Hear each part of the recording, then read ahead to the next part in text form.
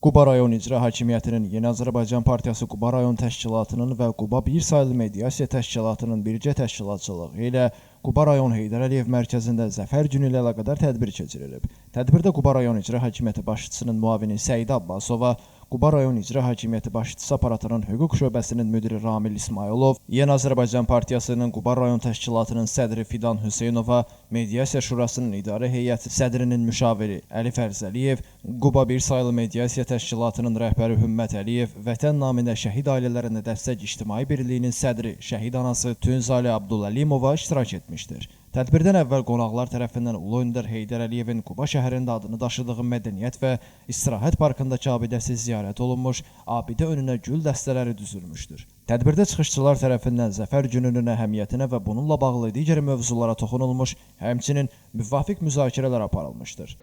Bugün biz Quba Bir saylı mediasiya təşkilatının il dönümü münasibəti ilə tədbirə yığışmışıq və tədbirimiz həm də Zəfər gününə həsr olunubdur.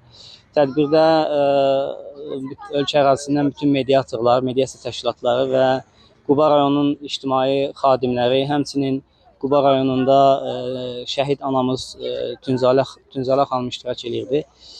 Çox dəyərli qonaqlarımız var idi. Fikir mübadiləsi elədik.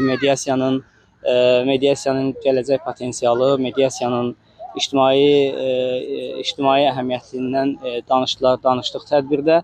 Hesab edirəm ki, mediasiya hesab edirəm ki, bundan sonra da Azərbaycanda çiçəklənəcəkdir, böyüyəcəkdir və öz töhfəmizi verəcəyik xalqımıza və vətəndaşlarımıza öz töhfəmizi verəcəyik. Sonda tədbir iştirakçıları təltif olunublar. Qeyd edək ki, tədbirdə digər mətbuat nümayəndələri ilə yanaşı Dünya TV-nin şimal bölgəsi üzrə müxbiri Aydın Adgözəlov da mediasiyanın cəmiyyətə aşılanması və tərəfdaşlığa verdiyi töhfələrə görə təltif olunanlar sırasında yer alıb. Elvin Qudrətov, Aydın Adgözəlov, Bugün informasiya proqramı üçün.